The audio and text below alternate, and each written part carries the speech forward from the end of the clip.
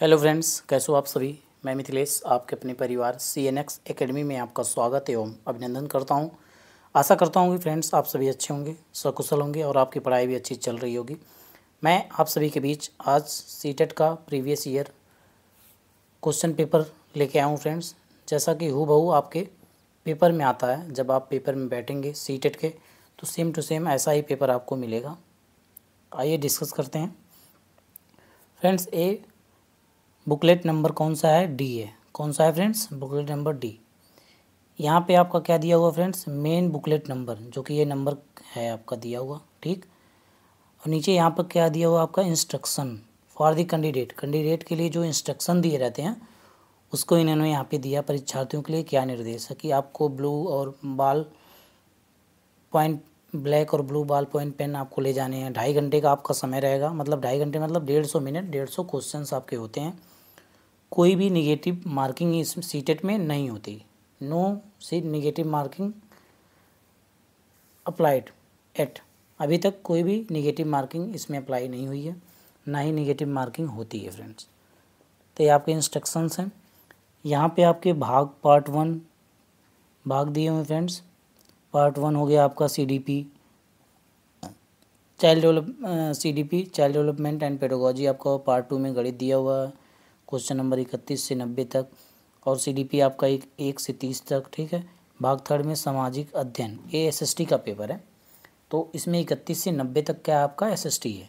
फिर भाषा 1 भाषा 2, जैसा आप लिए होंगे, जैसे आपने हिंदी लिया, अगर भाषा लैंग्वेज 1 में आपने हिंदी अगर करी है तो 91 से 120 तक, और लैंग्वेज 2 में आपने अंग्रेजी लिया या फिर संस्कृत लिया तो 121 से आपका 150 तक हो। फ्रेंड, मैं आप सभी के बीच में ये पूरा प्रीवियस ईयर प्रैक्टिस सेट कराऊंगा, जो कि ये हमारा पेपर ही है फ्रेंड्स। ऐसा ही आपके बीच में पेपर आता है, सेम टू सेम जैसे मैं आपको आज करा रहा हूँ।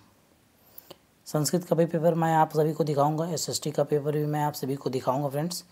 ये देखिए आपका पार्ट 1 है, जो कि क्या है 1 से 30 तक के पार्ट 1 में आते हैं, जो कि CDP है, चाइल्ड डेवलपमेंट एंड पेडागोजी, मतलब बाल विकास एवं शिक्षा शास्त्र। आइए क्वेश्चन नंबर 1 से देखते हैं। आपका क्वेश्चन नंबर 1 है friends, which of these statement would educates a progressive education agrees with, मतलब प्रगतिशील शिक्षा के हिमायती इनमें से किस कथन से सहमत होंगे। पहला आपका हो गया, children are distinct life stage that hold importance because of what they would become as adult rather than what they are as children।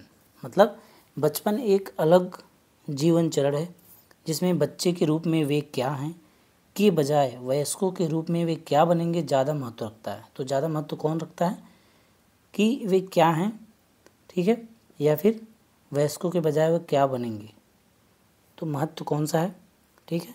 Option number 2 आपका है, चिल्ड्रन आर नेचुरली गुड, ठीक, एंड सोसाइटी करप्ट देम। मतलब children जो क्या होते हैं स्वाभाविक रूप से अच्छे होते हैं, नेचुरली वो क्या होते हैं अच्छे होते हैं, बट उन्हें समाज भ्रष्ट कर रहा है।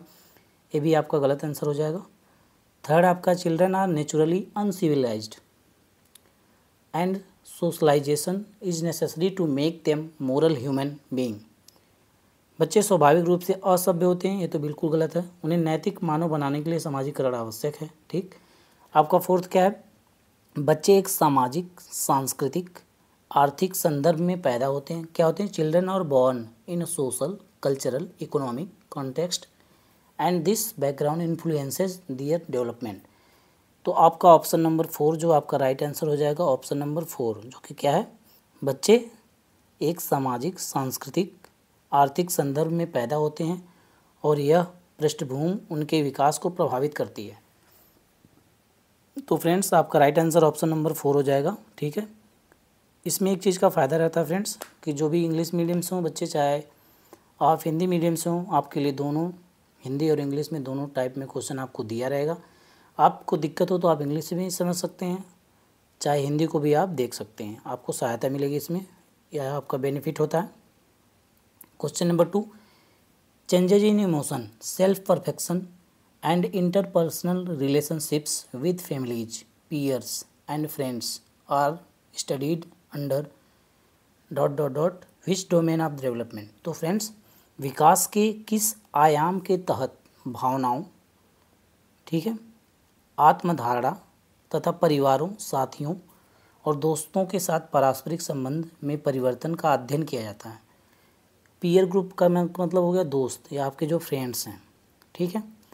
किसके संदर्भ के अंदर में होता है? साइको सोशल या फिर फिजिकल या फिर कॉग्निटिव या फिर लिंग्विस्टिक। लिंग्विस्टिक मतलब भाषाई, लैंग्वेज से लिंग्विस्टिक बना है। साइको सोशल का मतलब मनोसामाजिक, फिजिकल मतलब भौतिक, कॉग्निटिव मतलब संज्ञानात्मक जो दिमाग से संबंधित होता है, लिंग्विस्टिक मतलब भाषाई, भाषा से संबंधित। तो आपका राइट आंसर क्या हो जाएगा इसमें? आपका राइट आंसर ऑप्शन नंबर 1 हो जाएगा, जो कि क्या है? साइको सोशल या मनोसामाजिक। आपका राइट आंसर हो जाएगा साइको सोशल या मनोसामाजिक। आइए नेक्स्ट क्वेश्चन की तरफ बढ़ते हैं। ये क्वेश्चन नंबर आपका 3 है। The behaviours, interests, attitudes, skills and personality traits that a culture considered appropriate for a specific gender are referred to as and are ... क्या होगा friends? Option number 1 gender identity या फिर जेनेटिकली डिटरमाइंड। ऑप्शन नंबर 2 आपका क्या है? Gender roles या फिर culturally defined. या ऑप्शन नंबर 3 है gender roles are genetically determined. Option number 4 gender identity are culturally defined. तो आपका क्या हो जाएगा? ऑप्शन नंबर 2 आपका करेक्ट आंसर होगा, जो कि क्या है? Gender roles and culturally defined. मतलब जेंडर रोल का मतलब क्या हो गया फ्रेंड्स?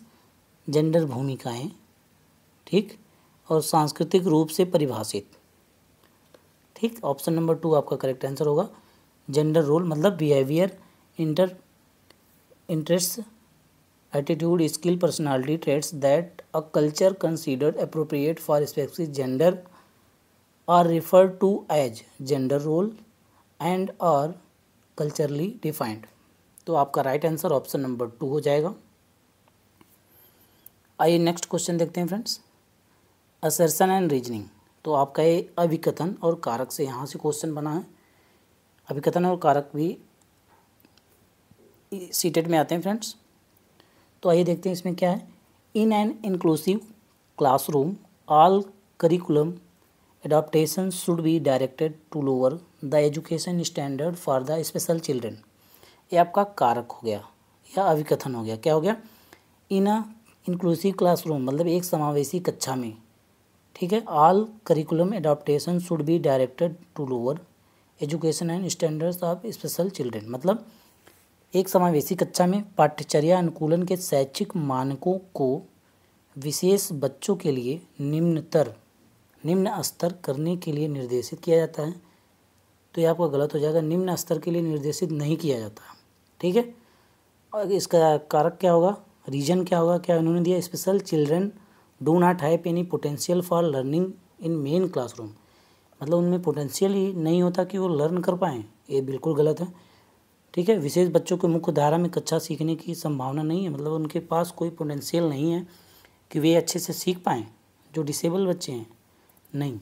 तो ये आपका अभिकथन और कारक दोनों गलत हो जाएगा। तो ऑप्शन नंबर 1 आपका राइट आंसर होगा, जो कि क्या है? A and both are false, ठीक है। ए और आर दोनों गलत हैं। आइए नेक्स्ट क्वेश्चन देखते हैं फ्रेंड्स। एज पर जीन पियाजे थ्योरी ऑफ कॉग्निटिव डेवलपमेंट।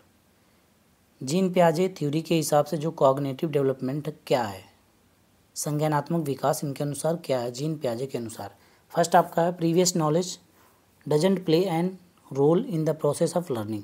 पूर्व ज्ञान सीखने की प्रक्रिया में कोई भूमिका नहीं निभाता। ये तो बिल्कुल गलत है, निभाता है। ऑप्शन नंबर 2 आपका क्या है? Biological factors such as maturation don't play any role in cognitive development. परिपक्वता, मैचुरेशन का मतलब क्या होता है? परिपक्वता जैसे जैविक कारक संज्ञानात्मक विकास में कोई भूमिका नहीं निभाते, ठीक है। तीसरा आपका क्या हो गया? Learning experiences depends on children current level of cognitive functioning, ठीक है। ये आपका राइट आंसर हो जाएगा। सीखने के अनुभव बच्चों के संज्ञानात्मक क्रियाओं के वर्तमान स्तर पर निर्भर करते हैं। ये आपका राइट आंसर हो जाएगा। ऑप्शन नंबर 3 जो कि है आपका राइट आंसर। ठीक, सीखने के अनुभव बच्चों के संज्ञानात्मक क्रियाओं के वर्तमान स्तर पर निर्भर करते हैं। आइए नेक्स्ट क्वेश्चन देखते हैं। Lev Vygotsky views cognitive development as first आपका effective adaptation to the environment process, option 2 collaborative process, option 3 individual activity, option 4 a unified process. Unified process नहीं होता, एकीकृत प्रक्रिया नहीं होती, बल्कि क्या होती है ऑप्शन नंबर 2 कोलैबोरेटिव प्रोसेस, जो कि क्या कोलैबोरेटिव का मतलब हो गया एक सहयोगात्मक प्रक्रिया। तो फ्रेंड्स आपके यहाँ पे 6 क्वेश्चन कंप्लीट हुए। आप इसको देखें और एनालाइज करें और आप बताएं कि आपके कितने क्वेश्चन इसमें सही हुए। इस प्रकार के और भी प्रीवियस ईयर क्वेश्चन पाने के लिए आप हमारे चैनल को शेयर और सब्सक्राइब करें फ्रेंड्स। मैं आप सभी के बीच पूरा प्रीवियस ईयर कराऊंगा फ्रेंड्स, जिसमें SST, CDP, हिंदी और इंग्लिश या फिर संस्कृत जो भी ऑप्शन आपका होगा तो उसको हम पूरा का पूरा कराएंगे फ्रेंड्स। मिलते हैं नेक्स्ट वीडियो में। Thanks for watching this video.